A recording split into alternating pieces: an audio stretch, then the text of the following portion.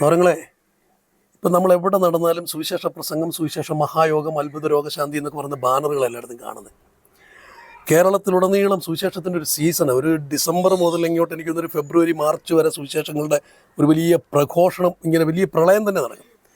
എന്നാൽ അപ്പം തന്നെ നമുക്ക് കഴിഞ്ഞ ഇടയ്ക്കൊക്കെ വരുന്ന വാർത്തകൾ, ഉത്തരേന്ത്യയിൽ സുവിശേഷം അറിയിച്ചതിൻ്റെ പേരിൽ ഒരു ഭാര്യയും ഭർത്താവിനെയും ജയിലിലടയ്ക്കുന്നു, അവിടെ സുവിശേഷം അറിയിക്കുന്നതിനെ നിരോധിക്കുന്നു, ഇങ്ങനെയൊക്കെയുള്ള കാര്യങ്ങൾ നടക്കുന്നുണ്ട്. കേരളത്തിലും പലയിടങ്ങളിലും നടക്കുന്നുണ്ട്. ശരിക്കും പറഞ്ഞാൽ സുവിശേഷം തന്നെയാണോ നമ്മുടെ നാടുകളിൽ ഈ പ്രചരിക്കുന്നതെന്ന് നമ്മളൊന്ന് പരിശോധിക്കേണ്ടത് ആവശ്യമാണ്. ഞാനത് പറയാൻ കാര്യം, ഗലാത്യർക്ക് എഴുതിയ ലേഖനത്തിലൊരു വാക്യമുണ്ട്. അവിടെ ഇങ്ങനെ പറയുന്നത്, ക്രിസ്തുവിൻ്റെ കൃപയാൽ നിങ്ങളെ വിളിച്ചവനെ വിട്ട് നിങ്ങൾ ഇത്ര വേഗത്തിൽ വേറൊരു സുവിശേഷത്തിലേക്ക് മറിയുന്നത് കണ്ട് ഞാൻ ആശ്ചര്യപ്പെടുകയാണ്. അത് വേറൊരു സുവിശേഷമെന്നല്ല, ചിലർ നിങ്ങളെ കലക്കി ക്രിസ്തുവിൻ്റെ സുവിശേഷം മറിച്ച് കളയുവാൻ ഇച്ഛിക്കുന്നു. അപ്പോൾ യേശു ക്രിസ്തുവിൻ്റെ സുവിശേഷത്തെ മറിച്ച് കളയാൻ തക്കവണ്ണമുള്ളൊരു സുവിശേഷ പ്രവർത്തനം വേറെ നടക്കുന്നുണ്ട്. ഇപ്പോൾ എന്താണോ യേശു ക്രിസ്തുവിൻ്റെ സുവിശേഷം, ആ സുവിശേഷത്തെ നിങ്ങൾക്കിടയിൽ നിന്ന്, കാരണം നിങ്ങളെ ആ സുവിശേഷം പറഞ്ഞാണ് വിളിച്ച് വേർതിരിച്ചത്, പക്ഷെ നിങ്ങൾക്കിടയിൽ തന്നെ ഈ സുവിശേഷത്തെ മറിച്ചിട്ട് വേറൊരു സുവിശേഷം പറയുന്ന ആളുകൾ വരികയാണ്. അപ്പോൾ അങ്ങനെ വേറൊരു സുവിശേഷം നമുക്കിടയിൽ കറങ്ങുന്നുണ്ട്. എന്നിട്ട് പൗലോസ് പറയുന്നത്, ഞങ്ങൾ നിങ്ങളെ പഠിപ്പിച്ച ഈ സുവിശേഷത്തിന് വിരുദ്ധമായി, ഞങ്ങൾ പഠിപ്പിച്ച സുവിശേഷത്തിന് വിരുദ്ധമായി നാളെ ഞങ്ങൾ തന്നെ വന്ന് പഠിപ്പിച്ചാൽ, അല്ല സ്വർഗത്തിലൊരു ദൂതൻ വന്ന് പഠിപ്പിച്ചാലും ശപിക്കപ്പെട്ടവൻ എന്നാണ് പറഞ്ഞത്. അങ്ങനെയാണെങ്കിൽ നമുക്കിടയിൽ ഈ വേറൊരു സുവിശേഷം ഉണ്ട് എന്നുള്ള യാഥാർത്ഥ്യത്തെയും കൂടി നമ്മൾ തിരിച്ചറിയേണ്ടിയിരിക്കുന്നു. അങ്ങനെയാണെങ്കിൽ യഥാർത്ഥ സുവിശേഷത്തെ കൃത്യമായി പരിശോധിച്ച് മുന്നോട്ട് പോകാൻ നമ്മളൊരു ശ്രമം നടത്തുമ്പോൾ മാത്രമാണ് കേരളത്തിൽ സത്യത്തിൽ സുവിശേഷ പ്രസംഗം നടക്കുന്നുണ്ടോ, അല്ലെങ്കിൽ ഈ പറയുന്നതൊക്കെ സുവിശേഷം തന്നെയാണോ നമുക്ക് പരിശോധിക്കാൻ പറ്റുന്നു. അമ്പിളി സഹോദരിയുടെ അഭിപ്രായം എന്താ? അപ്പോൾ ബ്രദറെ, യഥാർത്ഥ സുവിശേഷം എന്താണ്? യഥാർത്ഥ സുവിശേഷം, അതാണ് നമ്മൾ അന്വേഷിക്കേണ്ടത്. യഥാർത്ഥ സുവിശേഷത്തെക്കുറിച്ചാണ് നമ്മൾ ശരിക്കും പഠനം നടത്തേണ്ടത്. ഇന്ന് നടക്കുന്ന പല സുവിശേഷങ്ങളും യഥാർത്ഥ സുവിശേഷത്തിൻ്റെ ഒരു പ്രത്യേകതയുണ്ട്. അതിന് പൗലോസ് പറയുന്നൊരു വ്യക്തമായൊരു തെളിവുണ്ട്. നമ്മൾ കൊലോസ്യ ലേഖനം 1 അധ്യായത്തിൻ്റെ 3-ാമത്തെ വാക്യം, കൊലോസ്യർക്ക് എഴുതിയ ലേഖനം 1 അധ്യായത്തിൻ്റെ 3-ാം വാക്യം പരിശോധിക്കുമ്പോൾ അവിടെ പൗലോസ് പറയുന്ന ഈ സത്യസുവിശേഷം എന്നാണ് അതിന് പറയുന്നത്. പണ്ട് നിങ്ങൾ കേട്ട ചില സുവിശേഷങ്ങൾ നിമിത്തം നിങ്ങൾക്കുണ്ടായ ചില മാറ്റങ്ങളെക്കുറിച്ച് പൗലോസ് അവിടെ പറയുന്നുണ്ട്. ഞാനത് ആ വാക്യം ഒന്ന് വായിക്കാം. അവിടെ പറയുന്നത് ഇങ്ങനെയാണ്, കൊലോസ്യർക്ക് എഴുതിയ ലേഖനം 1 അധ്യായത്തിൻ്റെ 3-ാം വാക്യം, സുവിശേഷത്തിൻ്റെ സത്യവചനത്തിൽ നിങ്ങൾ മുമ്പ് കേട്ടതായി സ്വർഗത്തിൽ നിങ്ങൾക്ക് സംഗ്രഹിച്ചിരിക്കുന്ന പ്രത്യാശ നിമിത്തം ക്രിസ്തുയേശുവിൽ നിങ്ങളുടെ വിശ്വാസത്തെയും സകല വിശുദ്ധന്മാരോടുമുള്ള നിങ്ങൾക്കുള്ള സ്നേഹത്തെയും കുറിച്ച് ഞങ്ങൾ കേട്ടിട്ട് നിങ്ങൾക്ക് വേണ്ടി പ്രാർത്ഥിക്കുകയിൽ എപ്പോഴും നമ്മുടെ കർത്താവായ യേശു ക്രിസ്തുവിൻ്റെ പിതാവായ ദൈവത്തിന് സ്തോത്രം ചെയ്തു. ആ വാക്യത്തിനകത്ത് വളരെ വ്യക്തമാണ്, പണ്ട് നിങ്ങൾ സത്യസുവിശേഷം കേട്ടു. അപ്പം അതിൻ്റെ അർത്ഥം ഇപ്പം കേൾക്കുന്നത് പലതും സത്യസുവിശേഷം അല്ലെന്നാണ്. അപ്പം സത്യസുവിശേഷം എന്ന് എടുത്ത് കോട്ട് ചെയ്യുമ്പോൾ തന്നെ ഉറപ്പാണ് വ്യാജ സുവിശേഷം ഉണ്ട്. അപ്പം ഈ സത്യസുവിശേഷം വ്യാജ സുവിശേഷം എങ്ങനെ തിരിച്ചറിയാം എന്നാണല്ലോ സഹോദരി ചോദിച്ചത്. അപ്പം സത്യസുവിശേഷം ഒരാളുടെ പ്രത്യാശയെക്കുറിച്ച് ചോദിച്ചാൽ മതി. ഈ സുവിശേഷം കേട്ട് വിശ്വസിച്ച് മതപരിവർത്തനം നടത്തി എന്നൊക്കെ പറയുന്ന ഉത്തരേന്ത്യയിലുള്ളതാണെങ്കിലും വേണ്ട കേരളത്തിലുള്ളവരാണെങ്കിലും ഇവിടെ യേശു ക്രിസ്തുവിലാണെന്നൊക്കെ പറഞ്ഞ് നടക്കുന്ന, അല്ലെങ്കിൽ ഈ സുവിശേഷം പറയുന്നവരോട് തന്നെ വിളിച്ചിട്ടൊന്ന് ചോദ്യം, ബ്രദറെ നിങ്ങൾ എന്തിനാണ് സുവിശേഷം വിശ്വസിച്ച്? ഈ സുവിശേഷം എന്താണ്? നിങ്ങൾ ഈ സുവിശേഷത്തിലൂടെ എന്താണ് നിങ്ങൾക്കുണ്ടായ മാറ്റം എന്താണ്? അവർ പറയുന്നത് അവരുടെ പ്രത്യാശ. എല്ലാ വിശേഷത്തിനും അതിൻ്റെ ഒരു പ്രത്യാശ ഉണ്ടാവും. ഇപ്പോൾ സുവിശേഷത്തിന് അതിൻ്റെതായ ഒരു പ്രത്യാശ ഉണ്ടാവും. ഈ പ്രത്യാശ കേൾക്കുമ്പോൾ നമുക്കറിയാം ഇവൻ പ്രസംഗിക്കുന്നതും ഇവൻ വിശ്വസിക്കുന്നതും സത്യസുവിശേഷമാണോ അല്ലയോ. കാരണം സത്യസുവിശേഷത്തിനൊരു പ്രത്യേകതയുണ്ട്. അത് കേൾക്കുന്ന വ്യക്തിയുടെ ഉള്ളത്തിൽ ഉളവാക്കുന്ന പ്രത്യാശ സ്വർഗത്തിൽ സംഗ്രഹിക്കപ്പെട്ട വിഷയമായിരിക്കും, ഭൂമിയിലെ വിഷയങ്ങളല്ല.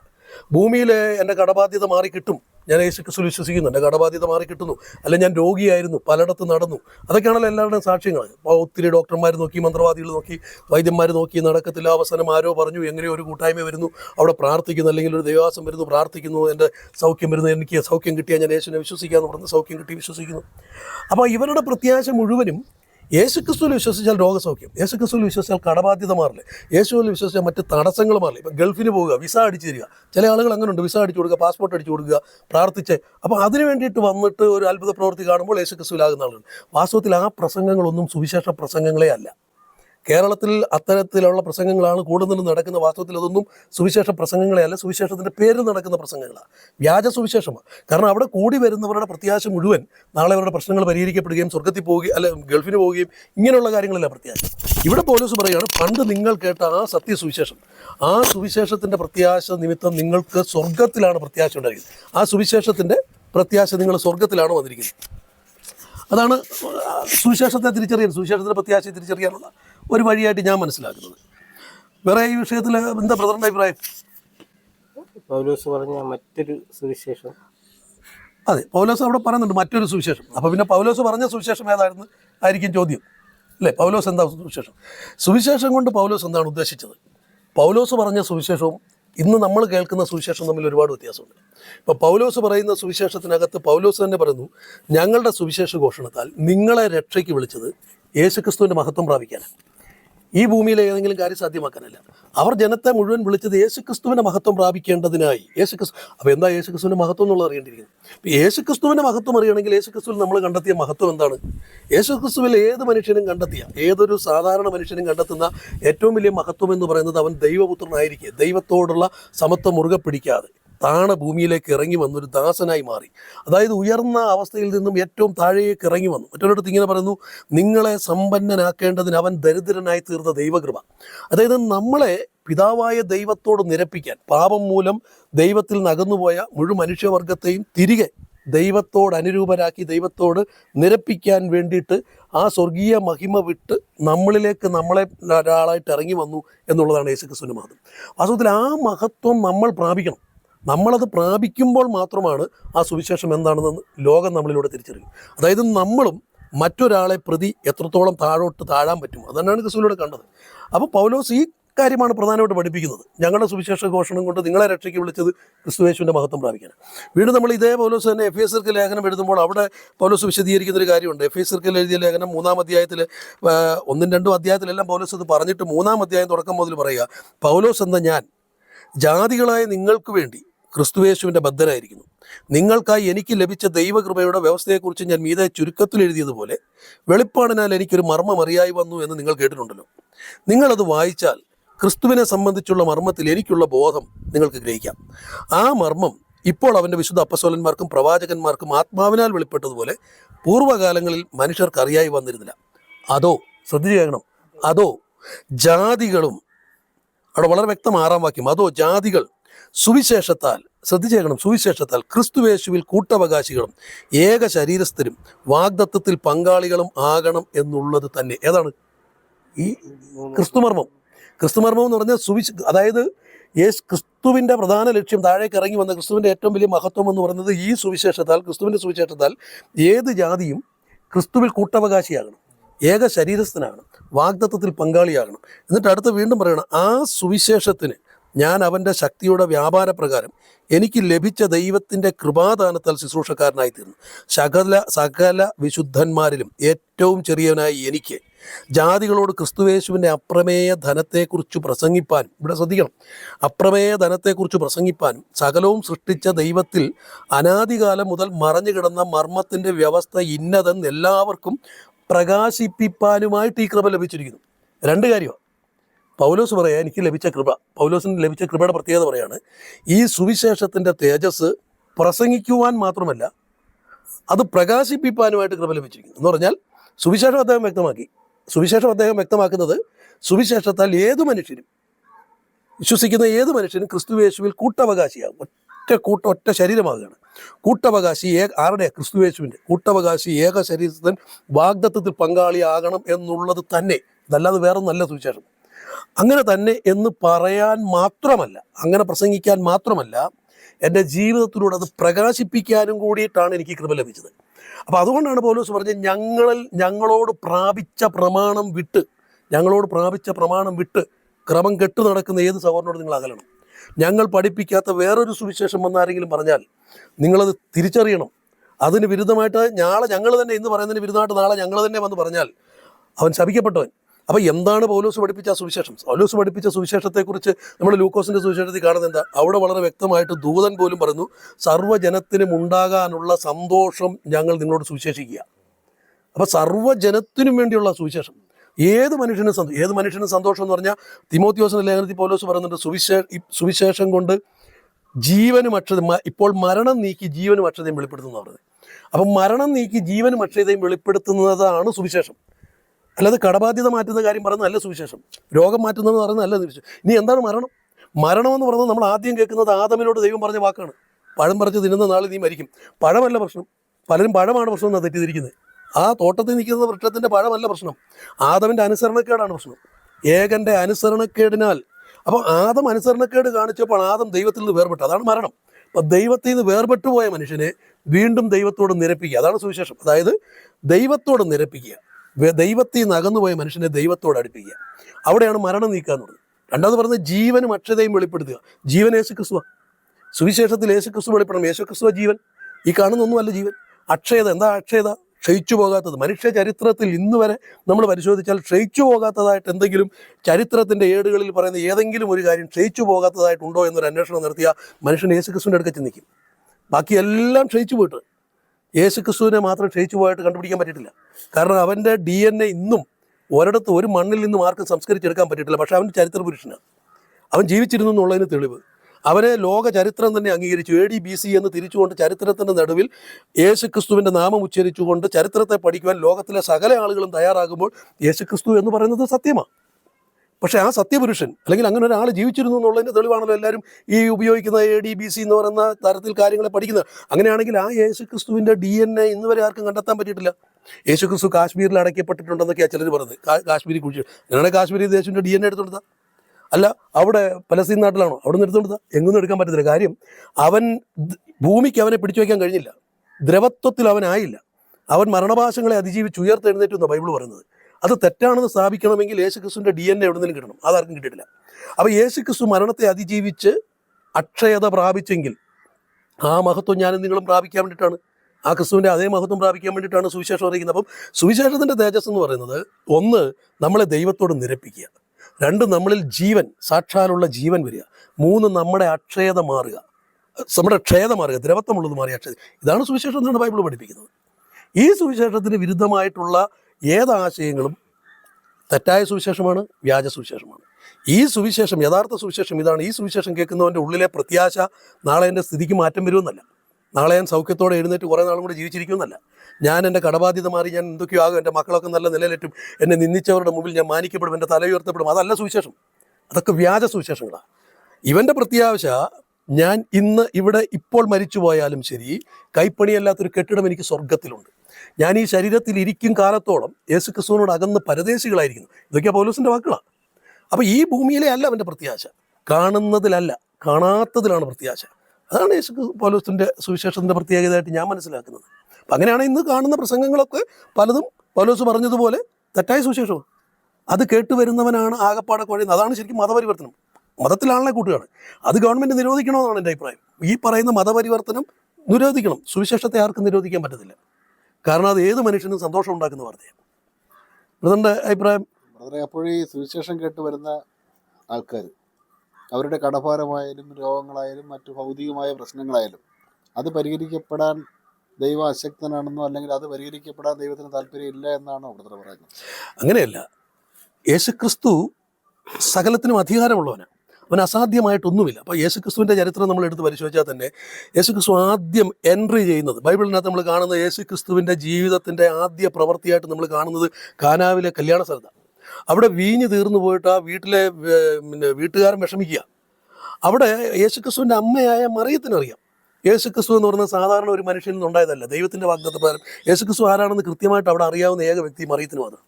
ആ മറിയം വന്നിട്ട് യേശുവിനോട് പറയാം, എന്തെങ്കിലും ചെയ്യാൻ പറ്റുമെങ്കിൽ, ഇവിടെ ഇങ്ങനൊരു പ്രതിസന്ധിയിലാണ് ഇവർ നിൽക്കുന്നത്.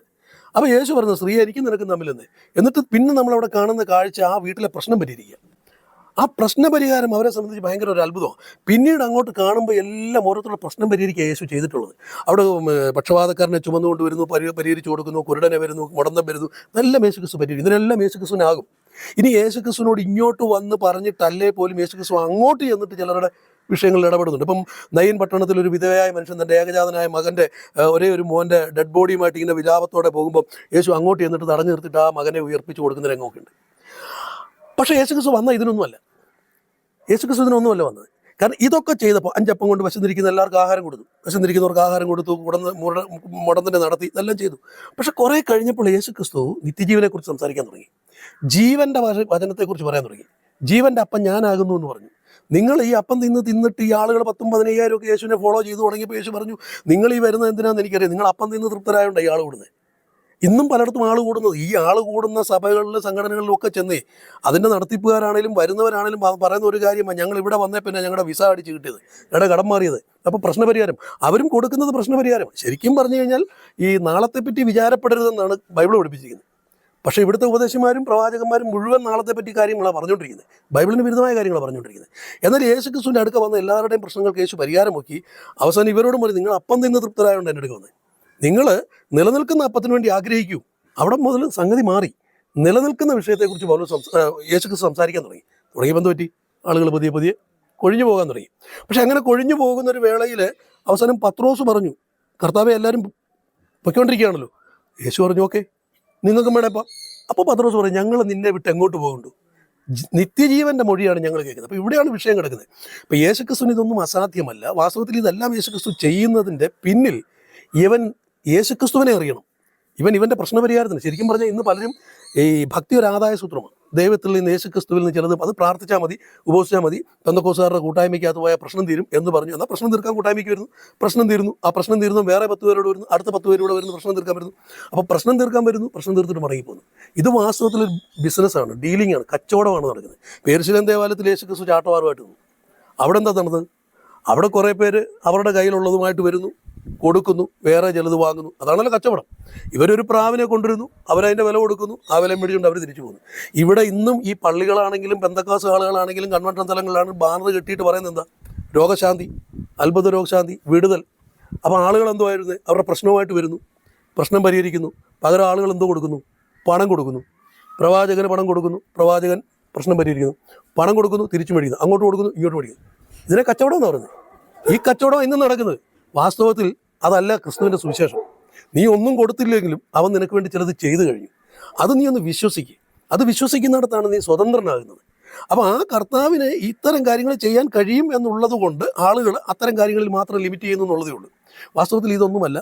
എന്നിട്ട് തന്നെ ബൈബിളിൽ കൊരിന്ത്യർ പൗലോസ് പറയുന്നത്, ഈ ആയുസിലെ കാര്യങ്ങൾക്ക് വേണ്ടി മാത്രമാണ് നിങ്ങൾ യേശുക്രിസ്തുവിൽ വിശ്വസിക്കുന്നതെങ്കിൽ നിങ്ങൾ സകല മനുഷ്യരിലും അരിഷ്ടന്മാരാണ്. അപ്പം നിത്യജീവൻ്റെ മൊഴിയിലേക്ക് പോകണം. കർത്താവ് അത് നമുക്ക് തരും. കർത്താവ് വന്നത് അതിനു വേണ്ടി. ഞാൻ നിങ്ങൾക്ക് വന്നത് നിങ്ങൾക്ക് നിത്യജീവൻ ഉണ്ടാകേണ്ടതിനും അത് സമൃദ്ധിയായി ഉണ്ടാകേണ്ടതിനും. നിങ്ങളുടെ കടം മാറ്റാനല്ല വന്നത്. പക്ഷേ കടം മാറ്റാൻ കർത്താവിനെ കഴിയും. ഇനി എന്തിനായി കാര്യങ്ങൾ ചെയ്യുമ്പോൾ ഒരിക്കൽ ഞാൻ അതിൻ്റെ ഒരു ഉദാഹരണം പറയാം. ഒരിക്കലൊരു ചെറുപ്പക്കാരൻ കുരുടനാണ്. ശിഷ്യന്മാർ കർത്താവിനോട് ചോദിക്കുന്നു, കർത്താവേ, ഇവൻ ഇങ്ങനെ കുരുടനായിരിക്കുന്നത് ഇവൻ്റെ കുഴപ്പം കൊണ്ടാണോ, ഇവൻ്റെ മാതാപിതാക്കളുടെ കുഴപ്പമാണ്?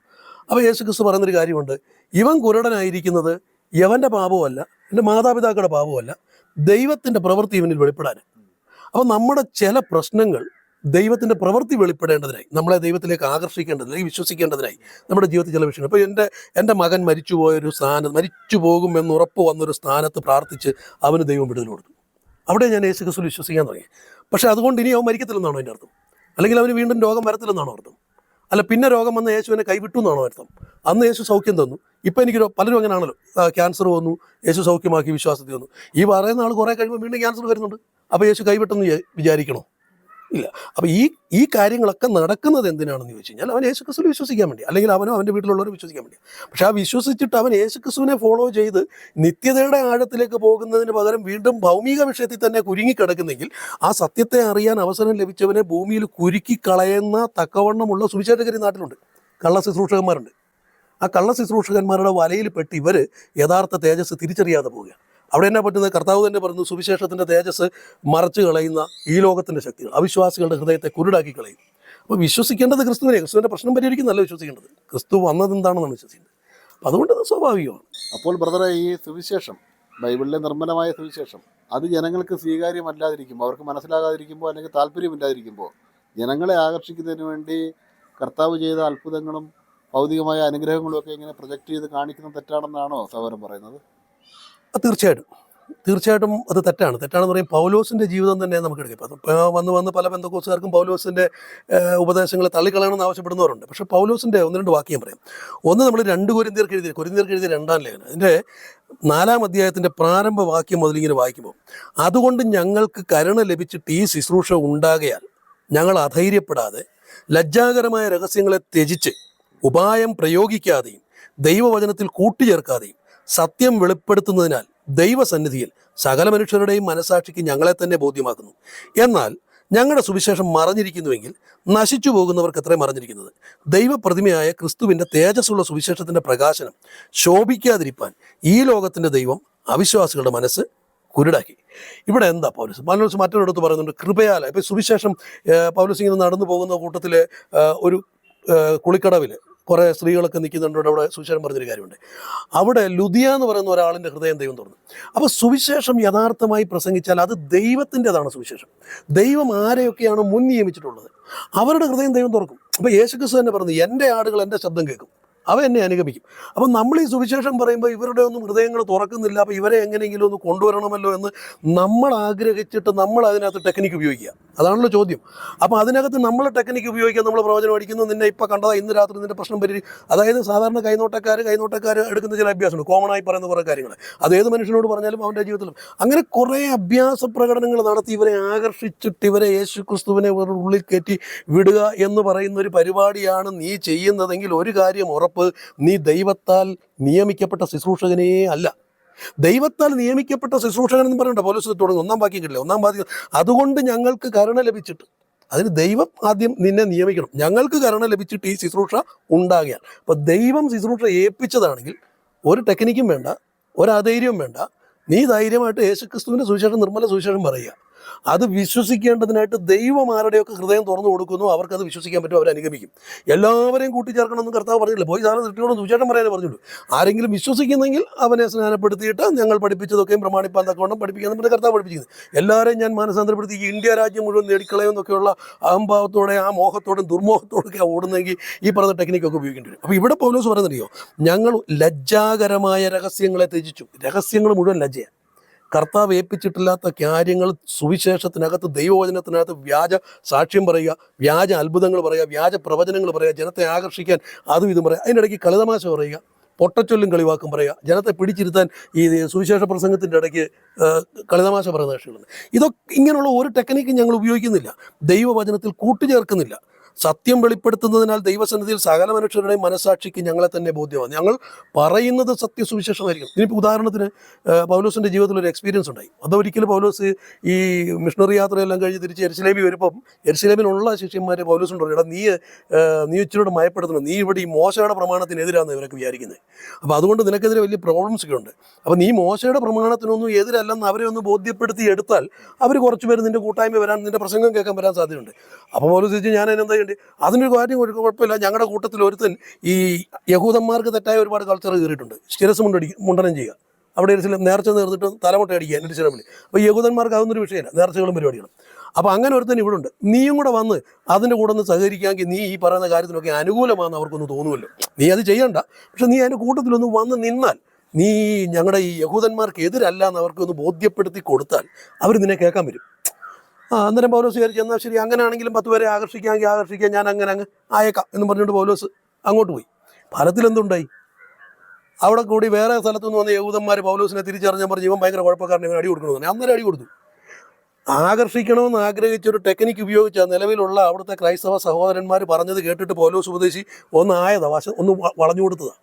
നമ്മൾ കർത്താവിലല്ലേ വിശ്വസിക്കുന്നത്, പക്ഷേ ബലം നേരെ അവർ തല്ലി കൊന്ന് ചത്തുപോയെന്ന് പറഞ്ഞ് എടുത്തിട്ടേച്ച് അവർ പോകുമായിരുന്നു. പിന്നെ എങ്ങനെയോ അവിടെ നിന്ന് എഴുന്നേറ്റ് വീണ്ടും പ്രവർത്തിക്കുക. ഇതേ പൗലോസാണ് പിന്നീട് ഗലാത്യർക്ക് ലേഖനം എഴുതുമ്പോൾ പറയുന്നത്, ഞാൻ ഇപ്പോഴും മനുഷ്യനെ പ്രസാദിപ്പിക്കുന്നുവെങ്കിൽ ഞാൻ ക്രിസ്തുവിൻ്റെ ദാസനായിരിക്കില്ല. അപ്പം നമ്മൾ സുവിശേഷം പറയുക, അവിടെ ആരെയും പ്രസാദിപ്പിക്കലില്ല. മനുഷ്യനെ, കേൾക്കുന്നവനെ പ്രസാദിപ്പിക്കാനും അടുത്ത വേദി ഉണ്ടാക്കാനും, അല്ലെങ്കിൽ അടുത്ത വേദിയിൽ വീണ്ടും ആൾ കൂടാനും, അല്ലെങ്കിൽ ഞാൻ പോകുന്നിടത്തെല്ലാം ഈ കേൾവിക്കാർ പിന്നെ എന്നെ ഫോളോ ചെയ്യാനും, അങ്ങനെ ഒരു ഹിഡൻ അജണ്ടയോട് കൂടിയാണ് നീ ദൈവവചനം സംസാരിക്കാൻ ശ്രമിക്കുന്നെങ്കിൽ നീ ശ്രമിക്കുന്നത് മനുഷ്യനെ പ്രസാദിപ്പിക്കാനാണ്. മനുഷ്യനെ പ്രസാദിപ്പിക്കുന്നത് നീ കർത്താവിൻ്റെ ദാസനായിരിക്കുകയില്ല. വളരെ വ്യക്തമായി പൗലോസ് പറയുന്നത്. അപ്പോൾ ഇവിടെ നമുക്ക് യേശുക്രിസ്തുവിൻ്റെ സുവിശേഷമാണ്. സുവിശേഷം കർത്താവിൻ്റെതാണ്, കർത്താവാണ് ഇത് ചെയ്തത്.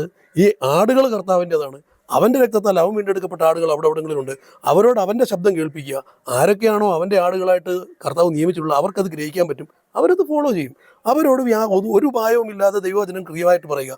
അങ്ങനെ പറഞ്ഞു കഴിഞ്ഞാലുള്ള പ്രത്യേകത എന്താണെന്ന് വെച്ചാൽ അവർക്കുണ്ടാകുന്ന പ്രത്യാശ സ്വർഗത്തിൽ സംഗ്രഹിക്കപ്പെട്ട വിഷയങ്ങളിലായിരിക്കും. അങ്ങനെയാണെങ്കിൽ ഈ ഇപ്പോഴത്തെ തലമുറയെ ആകർഷിക്കാൻ വേണ്ടി ഇപ്പോഴത്തെ തലമുറയ്ക്ക് താല്പര്യമായ, അല്ലെങ്കിൽ അവർക്ക് കൂടി സ്വീകാര്യമായ എന്തെങ്കിലും ടെക്നിക്കുകൾ നമ്മൾ ഈ സുവിശേഷ ഭക്ഷണത്തിൽ ഉപയോഗിക്കുന്നതിന് എന്തെങ്കിലും തെറ്റുണ്ടോ? എന്താ ഉദ്ദേശിച്ചത്? ടെക്നിക്ക് എന്ന് പറഞ്ഞാൽ ഇപ്പോഴത്തെ മ്യൂസിക്, ഇപ്പോഴത്തെ ഫാഷൻ, ഇപ്പോഴത്തെ കാര്യങ്ങൾ, ഇങ്ങനെയുള്ള ഈ തലമുറയ്ക്ക് ആവശ്യമായ ചില കാര്യങ്ങൾ കൂടി സ്വീകരിച്ചുകൊണ്ട് നമ്മൾ പോകുന്നുണ്ട്. കുഴപ്പമുണ്ടോ? കുഴപ്പമെന്ന് പറഞ്ഞു കഴിഞ്ഞാൽ സുവിശേഷം, ഞാൻ പറഞ്ഞല്ലോ, സുവിശേഷം എന്ന് പറയുന്നത് തന്നെ സ്വർഗത്തിൽ സംഗ്രഹിക്കപ്പെട്ട വിഷയമാണ്. ഈ ഭൂമിയിലെ എന്തെങ്കിലുമൊക്കെ ആക്കുന്നതല്ല. ബ്ലെസ്സിങ് എന്ന് പറയുന്നത് ഈ ഭൂമിയിലല്ല. ഇപ്പോൾ ഉദാഹരണത്തിന് യഹോവയുടെ ഭക്തന്മാർക്ക് ഒരു നന്മയ്ക്കും കുറവില്ലല്ലോ, അവനെ അന്വേഷിക്കുന്നവർക്ക് ഒന്നിനും മുട്ടില്ലല്ലോ. ഇത് ഇവർ എല്ലാവരും പ്രസംഗിക്കുന്ന. എന്നാൽ ഇവരിയ്ക്കുന്ന ബൈബിൾ കോളേജുകളിലോ അല്ലെങ്കിൽ ചർച്ചുകളിലോ ചെന്നിട്ടൊന്ന് ചോദിച്ച് ജീവിതത്തിൽ ഒരു നന്മയ്ക്കും കുറവില്ലാത്തവരൊന്ന് കൈവക്കാൻ പറഞ്ഞ് ഈ പാസ്റ്റർമാർ ഉൾപ്പെടെയുള്ളവരെ കൈ പൊങ്ങത്തില്ലല്ലോ. ഒന്നിനും മുട്ടില്ലാത്തവരൊന്ന് കൈവക്കാൻ പറഞ്ഞ് ഇവരാരും കൈവക്കൂ?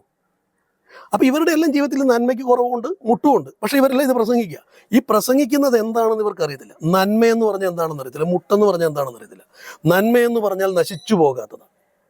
നശിച്ചു പോകുന്നതിന് നന്മയെന്ന് പറയാൻ പറ്റത്തില്ല. എൻ്റെ ചോദ്യം ഞാൻ ഒന്നുകൂടി അല്ല, ഞാൻ അതിലേക്ക് വരുന്നത്. നന്മ എന്ന് പറഞ്ഞാൽ നശിച്ചു പോകുന്നതല്ല. അപ്പം നശിച്ചു പോകാത്ത നിലനിൽക്കുന്ന കാര്യങ്ങളെക്കുറിച്ചാണ് ദൈവവചനം നമുക്ക് പ്രത്യാശ തരുന്നത്. പക്ഷെ നമ്മളത് മറച്ചു വെച്ചിട്ട് ആൾ കൂട്ടാനായിട്ട് ഈ ഭൂമിയിലെ കാര്യങ്ങളും ഈ ഭൂമിയിലെ സമൃദ്ധിയും ഈ ഭൂമിയിലെ കാര്യവുമാണ് നന്മ എന്നൊക്കെ പറഞ്ഞ് നമ്മൾ ഇവരെ ധരിപ്പിക്കുമ്പോൾ ആൾ കൂടും. അപ്പോൾ ആൾ കൂടുമ്പോൾ അവരെ എൻ്റർടൈൻ ചെയ്യാൻ, അവരെ ആകർഷിക്കാൻ നമ്മൾ ഈ പല ഭാവങ്ങളും കാണിക്കും. ഇപ്പം ഡാൻസ് കളി, കൂത്തുകളി, ഈ വെസ്റ്റേൺ മ്യൂസിക്കൊക്കെ ഇട്ട് ചെറുപ്പക്കാരുടെ മാത്രം മീറ്റിങ്ങുകളുണ്ട്, ചെറുപ്പക്കാരെ മാത്രം. വാസ്തവത്തിൽ ഇവിടെയെല്ലാം ഈ കൂത്തുകളിയെല്ലാം നടത്തുമ്പോൾ ഇവർ ഈ വന്നിട്ട് തുള്ളുന്നതും ഇവരുടെ ജഡത്തിൻ്റെ മോഹങ്ങളാണ്. നിങ്ങൾ ഈ ലോകത്തോട് അനുരൂപപ്പെടാതെ നന്മയും പ്രസാദവും, വാസ്തവത്തിൽ ആരാധനയെക്കുറിച്ച് അങ്ങനെ എഴുതിയിരിക്കുന്നത്. ഇവിടെ ആരാധന എന്ന് പറഞ്ഞാൽ എന്താ അവർ കാണിക്കുന്നത്? റോമർക്ക് എഴുതിയ ലേഖനം 12-ാം അധ്യായം നമ്മൾ 1-ാം അധ്യായം വായിക്കുമ്പം, ബുദ്ധിയുള്ള ആരാധകരായി നിങ്ങളുടെ ശരീരങ്ങളെ ജീവനും വിശുദ്ധിയും ദൈവത്തിന് പ്രസാദമുള്ള യാഗമായി സമർപ്പിക്കും. അപ്പോൾ ബുദ്ധിയുള്ള ആരാധന എന്ന് പറഞ്ഞാൽ എന്താണ്? ഇവിടെ നടക്കുന്ന ബുദ്ധി, അങ്ങനെയാണെങ്കിൽ കാണുന്ന ബുദ്ധിയുള്ള ആരാധന കാണും. ആരാധന എന്ന് പറഞ്ഞിട്ട് പിന്നെ നടക്കുന്ന മുഴുവൻ ഈ ഡാൻസ് കളിയാണ്. ആരാധന എന്ന് പറയുന്നത് ഡാൻസ് കളിയല്ല. ആരാധന എന്ന് പറയുന്നത് നമ്മുടെ ശരീരത്തെ ദൈവത്തിന് പ്രസാദമുള്ള യാഗമാക്കുക. അതിനോട് ചേർന്ന് പറയുക, ഈ ലോകത്തോട് അനുരൂപപ്പെടാതെ നന്മയും പ്രസാദവും പൂർണ്ണതയുമുള്ള ദൈവഹിതം ഇന്നതെന്ന് തിരിച്ചറിയേണ്ടതിന് മനസ്സ് പുതുക്കി രൂപാന്തരപ്പെടും.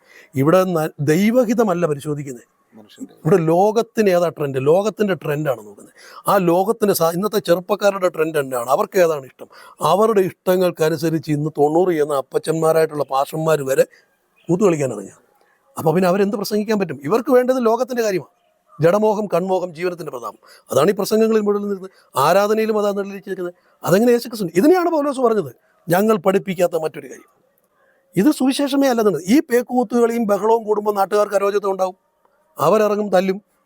വാസ്തവത്തിൽ ഈ സുവിശേഷം, ഈ ദൈവവചനം, ഈ പല സ്ഥലങ്ങളിലും ആരാധനാലയത്തിന് നേരെ അക്രമം ഉണ്ടാകുന്നു, സുവിശേഷകരെ തല്ലുന്നു. ഇവർ ശരിക്കും സുവിശേഷം പറഞ്ഞിട്ടാണോ തല്ലുകൊള്ളുന്നത്? അല്ല, ഇവർ ജനത്തെ ഇറിറ്റേറ്റ് ചെയ്യുന്നതുകൊണ്ടാണ്. മറ്റൊരു മതത്തെ ആക്ഷേപിക്കലല്ല സുവിശേഷം. ഈ ഭൂമിയിൽ എന്തെങ്കിലുമൊക്കെ ആയിത്തീരുമെന്ന് പറയുന്നതും അല്ല സുവിശേഷം. ഈ ഭൂമിയിൽ മറ്റുള്ള ഈ പറയുന്ന ലോകത്തോട് ആകർഷിക്കാൻ വേണ്ടി ലോക ജനതയെ മുഴുവൻ കൂട്ടാൻ വേണ്ടിയിട്ട് ശബ്ദകോലാഹലങ്ങളും പാട്ടും കൂത്തും ബഹളവും ഡ്രം സെറ്റും ഒക്കെ ആയിട്ട് രാത്രി പാതിരാത്രിയൊക്കെ ശബ്ദമലിനീകരണവും ഉണ്ടാക്കുന്നതല്ല സുവിശേഷം. സമാധാന സുവിശേഷത്തിനായിട്ടുള്ള ഒരുക്കം കാലിന് ചേരുന്നത്. അപ്പോൾ ആകർഷിക്കുന്ന മനുഷ്യനെ ആകർഷിക്കാൻ വേണ്ടിയിട്ട് പുതിയ പരിപാടികൾ എന്ത് നടത്തിയാലും അത് ആത്മാവിലുള്ളതല്ല. അപ്പോൾ നമ്മളെ രാജ്യത്തിൻ്റെ ചില നിയമങ്ങൾ, ഇപ്പോൾ രാജ്യത്ത് സ്വവർഗ വിവാഹങ്ങൾ അനുവദിക്കപ്പെടുകയാണ്. ലിവിങ് ടുഗദർ പോലുള്ള പുതിയ പുതിയ കൾച്ചറുകൾ വരുന്നു, അതെല്ലാം ഗവൺമെൻറ്റും നമ്മുടെ കോടതികളും ഒക്കെ അനുവദിക്കപ്പെടുകയാണ്. അവിടെയെല്ലാം സുവിശേഷകന്മാരും സുവിശേഷം പറയുന്നവരും കൂടി വിട്ടുവീഴ്ച ചെയ്യണം എന്നുള്ള അഭിപ്രായത്തോട് ബ്രദർ എന്ത് പറയുന്നു?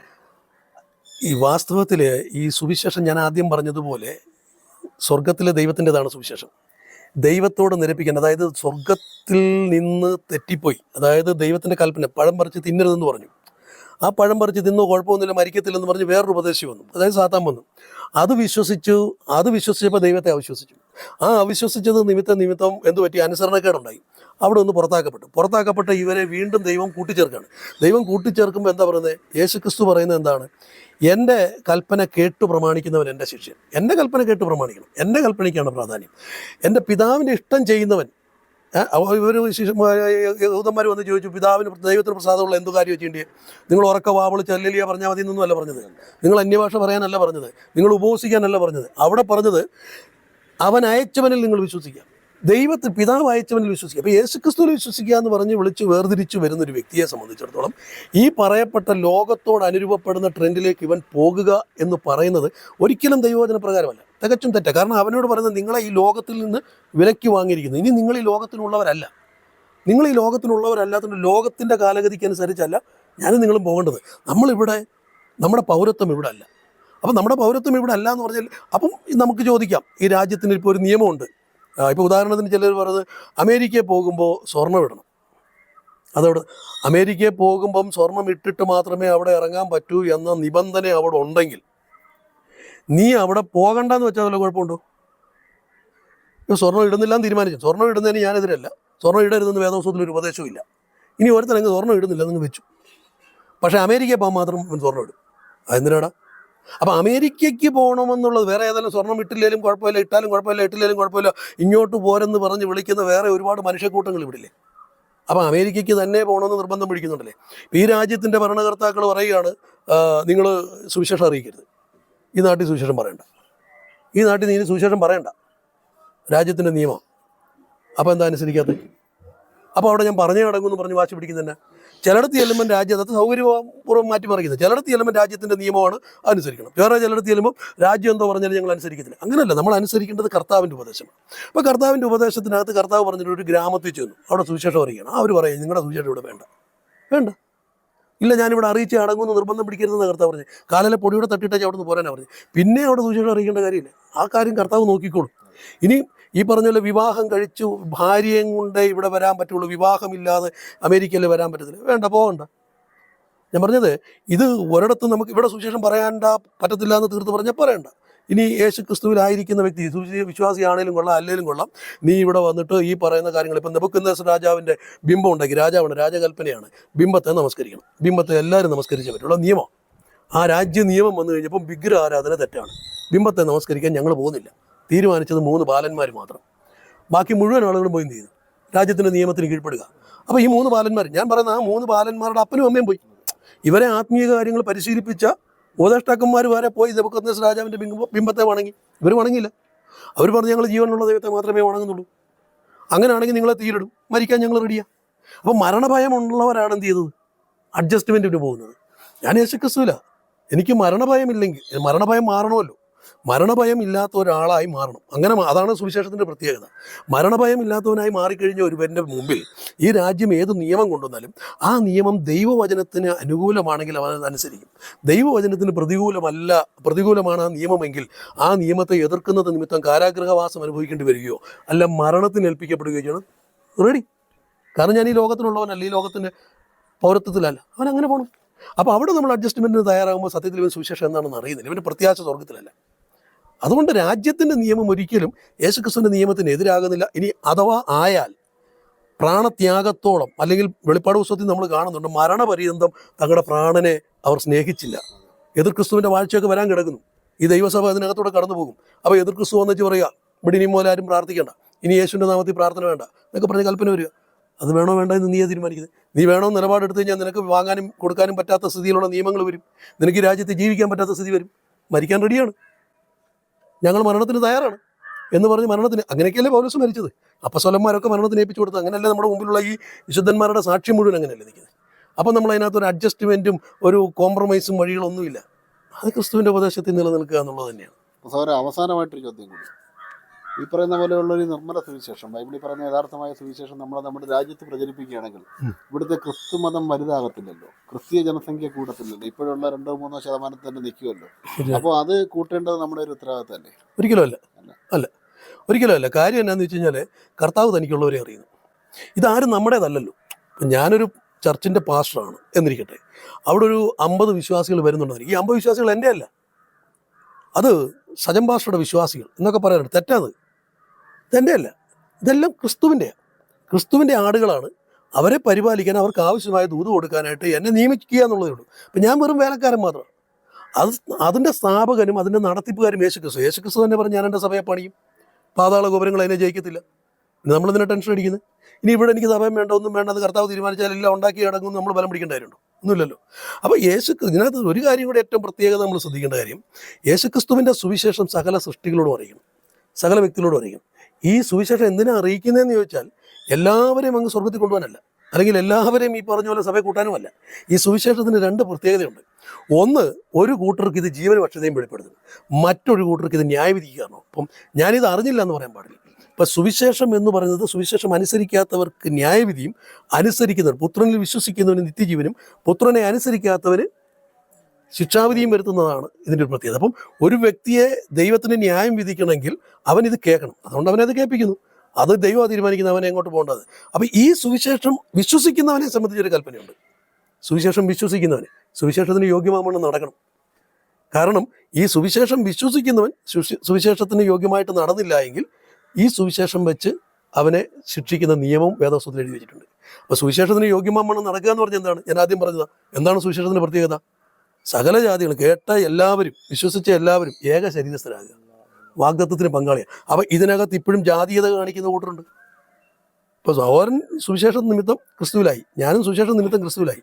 എനിക്ക് സഹോദരനെ ഇങ്ങനെ ചേർത്ത് പിടിച്ച് എൻ്റെ ജീവിതകാലം മുഴുവൻ കൊണ്ട് നടക്കാൻ പറ്റുന്നില്ല എങ്കിൽ ഞാൻ സുവിശേഷത്തിലല്ല.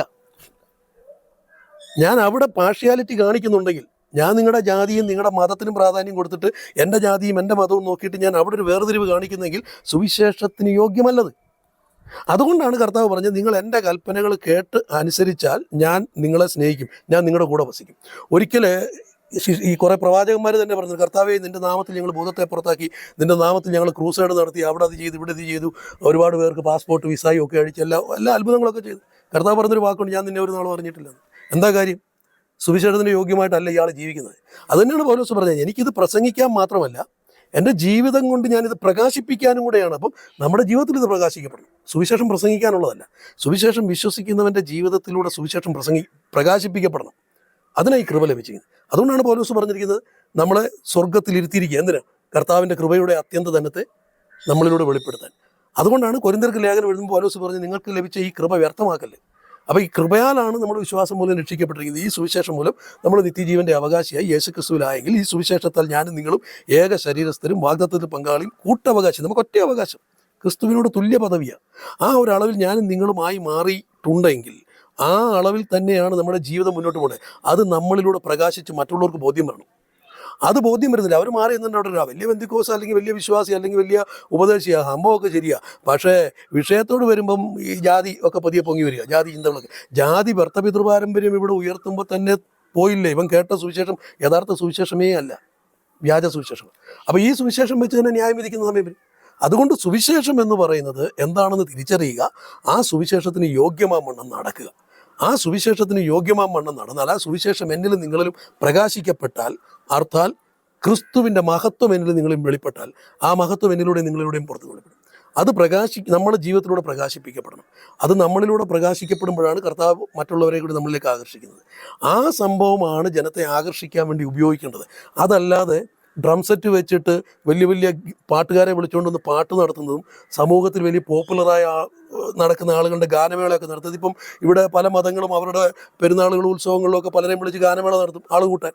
പെന്തക്കോസുകാരും ഇപ്പോൾ അങ്ങനെയാണ് ചെയ്യുന്നത്, ആൾ കൂട്ടാൻ ഇന്നാരെ വിളിക്കുക. അപ്പോൾ വാക്ചാതുര്യതയോടെ പ്രസംഗിക്കുന്നവരെയും ഭംഗിയായിട്ട് പാട്ട് പാടുന്നവരെയും ഒക്കെ രംഗത്ത് കൊണ്ടുപോയിട്ട്, അല്ലെങ്കിൽ ഭയങ്കര അത്ഭുത സാക്ഷ്യം പറയുന്നവരെ രംഗത്ത് കൊണ്ട് നിർത്തിയിട്ട് ആളുകളെ ആകർഷിക്കുന്ന പരിപാടിയുണ്ട്. അതെന്തുകൊണ്ടാണെന്ന് ചോദിച്ചാൽ, നിനക്ക് സുവിശേഷം പറയാൻ അറിയാൻ വയ്യാഞ്ഞിട്ട്. നിനക്കെന്താ അറിയാൻ വയ്യാത്തതെന്ന് ചോദിച്ചാൽ, നീ നിയമിക്കപ്പെട്ടിട്ടില്ലെന്നുള്ള.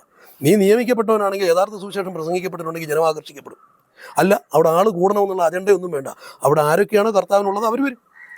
കർത്താവ് പറഞ്ഞ്, ഞാൻ ഉയർത്തപ്പെട്ട സകലരെയും എങ്കിലേക്ക്. അപ്പോൾ കർത്താവിലേക്ക് ആകർഷിക്കാൻ വേറെ ടെക്നിക്ക് ഉപയോഗിക്കുന്നതിൽ തെറ്റുണ്ടോ എന്നല്ലേ പ്രഥമ ചോദ്യം. എൻ്റെ കാഴ്ചപ്പാടിൽ തികച്ചും തെറ്റാണ്. അപ്പോൾ സൗരം പറഞ്ഞ ഈ മതവും സുവിശേഷമായിട്ട് യാതൊരു ബന്ധവും ഒരു ബന്ധവുമില്ല.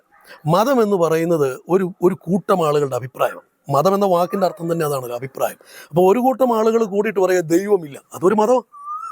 ദൈവമില്ല എന്നൊരു കൂട്ടം ആളുകൾ, അത് മതമല്ലേ? അത് അവരുടെ മതമാണ്, അവരുടെ അഭിപ്രായമാണ്. വേറൊരു കൂട്ടർ പറയാം ആ തെങ്ങാണ് ദൈവം, അത് അവരുടെ അഭിപ്രായമാണ്. വേറൊരു കൂട്ടർ പറയും യേശു ആ ദൈവം, അത് അവരുടെ അഭിപ്രായം. അവരാ അഭിപ്രായങ്ങൾ ഇങ്ങനെ ആൾ കൂട്ടിപ്പോകുന്നുള്ളൂ, അതും ദൈവമായിട്ട് ഒരു ബന്ധമില്ല. മതം എന്ന് പറയുന്നത് മനുഷ്യൻ്റെ മനസ്സാണ്. ഈ ദൈവസഭ എന്ന് പറയുന്നത് മനുഷ്യൻ്റെ ഹിതപ്രകാരം ഉണ്ടായതല്ല. ആത്മീയത എന്ന് പറയുന്നത് ആത്മാവിൻ്റെ ഹിതമാണ്. മതം എന്ന് പറയുന്നത് മനുഷ്യൻ്റെ ഹിതമാണ്. ആത്മാവിൻ്റെ ഹിതവും മനുഷ്യൻ്റെ ഹിതവും രണ്ടും രണ്ടാണ്. ഇത് രണ്ടും കൂടെ ക്ലബ് ചെയ്ത് കൊണ്ടുപോകുന്ന ആളുകളുണ്ട്. ആത്മാവിൻ്റെ കുറച്ച് കാര്യങ്ങളും എടുത്തിട്ട് മനുഷ്യൻ്റെ കുറച്ചും കൂടെ ചേർത്ത് മിക്സ് ചെയ്ത് പോകുന്ന ആളുകളുമുണ്ട്. വാസ്തവത്തിൽ അവരെക്കുറിച്ച് എന്താ പറയുക? അരിഷ്ടന്മാരെന്നല്ലാതെ വേറൊന്നും പറയാനില്ല. അല്ലെങ്കിൽ കൗലേടയന്മാരെന്നൊക്കെ വേദപുസ്തകത്തിൽ പറയുന്നുണ്ട്. ആ ഒരു ലെവലിൽ പോകുന്നു എന്നുള്ളൂ. ഞാൻ യേശുക്രിസ്തുവിലാണെങ്കിൽ യേശുക്രിസ്തുവിൽ തന്നെ ആയിരിക്കുക. യേശുക്രിസ്തു ആത്മാ. കർത്താവ് പറഞ്ഞു, എന്നിൽ വിശ്വസിക്കുന്നവരുടെ ഉള്ളിൽ നിന്നും തിരുവെഴുത്ത് പറയും പോലെ ജീവജലത്തിൻ്റെ നദി ഒഴുകും. ഇത് തന്നിൽ വിശ്വസിക്കുന്നവരുടെ ഉള്ളിൽ നിന്ന് പുറപ്പെടുന്ന പരിശുദ്ധാത്മാവിനെ കുറിച്ചാണ് പറയുന്നതെന്നാണ് പറഞ്ഞത്. അങ്ങനെയാണെങ്കിൽ യേശുവിൽ വിശ്വസിക്കുന്നവരുടെ ഉള്ളിൽ നിന്ന് പരിശുദ്ധാത്മാവിൻ്റെ പ്രവൃത്തിയാണെന്ന് പറഞ്ഞ് ചൂണ്ടിക്കാണിക്കുന്ന കാര്യം തിരുവെഴുത്തും പ്രകാരം അല്ലെങ്കിൽ അത് മതമാണ്. അപ്പം ക്രിസ്തുവിൽ വിശ്വസിക്കുന്ന ക്രിസ്ത്യാനിയും ക്രിസ്തു മതത്തെയും തിരിച്ചറിയും. ക്രിസ്ത്യാനിയുടെ ഉള്ളിൽ നിന്ന് പുറപ്പെടുന്നത് തിരുവെഴുത്ത് പറയും പ്രകാരമായിരിക്കും. എന്നാൽ തിരുവെഴുത്തിന് വിരുദ്ധമായിട്ടുള്ള കാര്യങ്ങളാണ് ഇവരിൽ നിന്ന് പറയുന്നതെങ്കിൽ അത് ക്രിസ്തു മതമാണ്. രണ്ടും രണ്ടാണ്. ക്രിസ്തു മതത്തിന് എപ്പോഴും ജനസംഖ്യ വർദ്ധിപ്പിക്കാൻ ആഗ്രഹം. അവിടെ പോപ്പുലേഷൻ, അത് ഇന്ത്യ നേടണം, ഭാരതത്തെ നേടണം എന്നൊക്കെ പറഞ്ഞാൽ മതം വർദ്ധിപ്പിക്കാനാണ് നോക്കുന്നത്. ഒരു പ്രയോജനം ഉണ്ടാകത്തില്ല. അത് പിന്നെ ജനസംഖ്യ കൂട്ടാൻ ലോകത്തോട് കോംപ്രമൈസ് ആയിട്ട് പോകുക എന്നുള്ളത്, അത് മതത്തിൻ്റെ അഭിപ്രായം. മനുഷ്യ കൽപ്പനയല്ല, എൻ്റെ കൽപ്പന കേട്ട് പ്രമാണിക്കുന്നവൻ എൻ്റെ ശിക്ഷ. മതം ക്രിസ്ത്യാനിറ്റിയും രണ്ടും രണ്ടാണ്.